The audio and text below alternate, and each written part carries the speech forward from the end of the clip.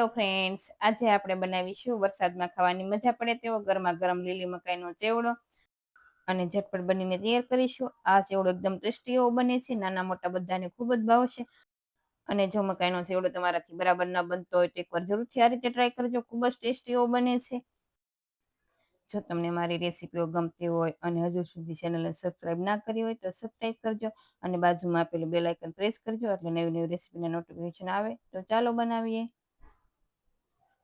તો તેના માટે મેં એકદમ કુમળી એવી આ રીતે 4 મકાઈ લીધી છે. તો 4 મકાઈથી તમે 3 લોકો માટે ચેવડો બનાવી શકો, પણ જો તમારે વધારે બનાવવો હોય તો થોડી મકાઈ વધારે લેવાની. અને મેં આ રીતે અમેરિકન મકાઈ લીધી છે અને એકદમ કુમળી એવી છે એટલે કૂક થતાં પણ નહીં વાર લાગે. તો હવે પહેલાં આપણે મકાઈના આ રીતે અડધા દાણા છે તે કાઢી લઈશું અને જે પાછળનો પલ્પ વધે તેને પણ આ રીતે જ કટ કરી લેવાનો છે. જો આપણે આ રીતે કટ કરીશું તો મકાઈના દાણા છે તે ઝડપથી કૂક થઈ જશે અને પલ્પ છે તેનાથી ક્રીમી એવો ચેવડો બનશે. તો આ રીતે પલ્પને પણ આપણે કટ કરી લઈએ.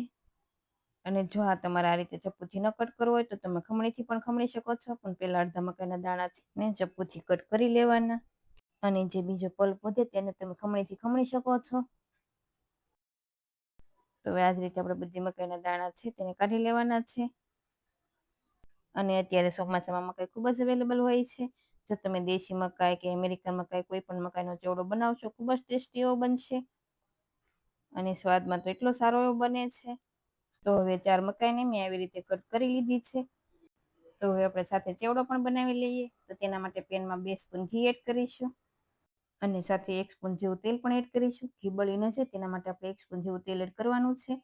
અને તેલ અને ઘી ગરમ થાય એટલે તેમાં અડધી સ્પૂન જીરું એડ કરીશું અને જીરાનો થોડો એવો કલર બદલાય એટલે તેમાં 1 પિંચ જેટલી હિંગ એડ કરીશું અને 7 થી 8 મીઠા લીમડાના પાન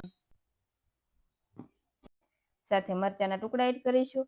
મરચા તમારા તીખા જોઈએ એ પ્રમાણે એડ કરવાના અને મરચા છે 1 મિનિટ જેવો સતળાય એટલે તેમાં 1 ઇંચ જેટલા આદુને આ રીતે આપણે ખમણી લેવાનું. તો હવે આદુ મરચા 15 થી 20 સેકન્ડ જેવા સતળાય ત્યાં સુધી આપણે તેને સાતળશું. હવે તેમાં 1 પિંચ જેટલી હળદર પાવડર એડ કરીશું. તો મરચા અને આદુ છે થોડું એવું સતળાઈ ગયું છે. તો હવે ઝીણી કટ કરેલી મકાઈ છે તે આપણે એડ કરી દઈએ. અને અહીંયા જો તમે એલ્યુમિનિયમ કે સ્ટીલની કડાઈ લેશો તો મકાઈનું મિશ્રણ છે તે નીચે બેસી જશે, એટલા માટે નોનસ્ટિક પેન લેવું જરૂરી છે. અને જો તમે સ્ટીલનું કે એલ્યુમિનિયમનું પેન લેશો તો તમારે તેલ અથવા ઘી છે થોડું વધારે એડ કરવાનું. હવે આપણે આમાં સ્વાદ પ્રમાણે નમક એડ કરી 5 મિનિટ જેવું આ રીતે ખુલ્લું જ સાતળશું અને ગેસની ફ્લેમ મીડિયમ રાખીશું. તો મકાઈનું મિશ્રણ છે એ સારું એવું સતળાઈ ગયું છે. તો આપણે તેને ઢાંકણ બંધ કરી 5 મિનિટ જેવું થવા દઈશું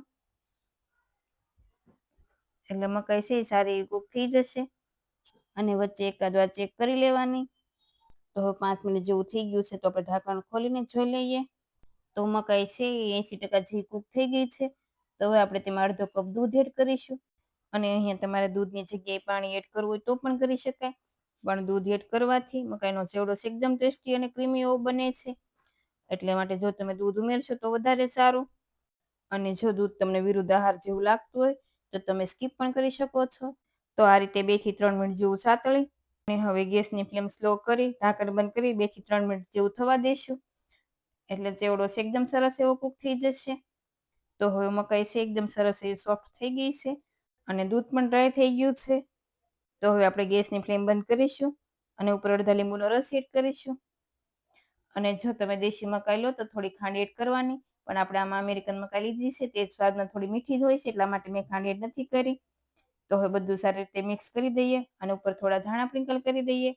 તો એકદમ ચટપટો અને ક્રીમી એવો ચેવડો બનીને તૈયાર છે. તો ઇન્દોરમાં એને ભુટેકા કેસ કહેવામાં આવે છે. આપણે ગુજરાતીમાં તેને મકાઈનો ચેવડો કહીએ. તો ગરમા ગરમ મકાઈના ચેવડાને તમે સર્વ કરો. આ ચેવડો નાનાથી લઈ મોટા બધાને ખૂબ જ ભાવશે, એટલો ક્રીમી અને ટેસ્ટી એવો બને છે. અને જો તમે એકવાર બનાવી લીધો આ રીતે તો તમે વારંવાર બનાવશો. તો હવે ઉપર થોડો ચાટ મસાલો, ઝીણી સેવ સાથે લીલા ધાણા અને લીલા ટોપરાના શીણથી ગાર્નિશ કરીશું. અને જો તમારી પાસે દાડમના દાણા અવેલેબલ હોય તો તમે દાડમ પણ એડ કરી શકો છો.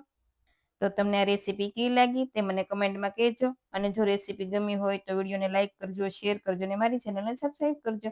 અને આવી જ નવી રેસીપી જોવા માટે બેલ આઇકન પ્રેસ કરજો. Thank you for watching.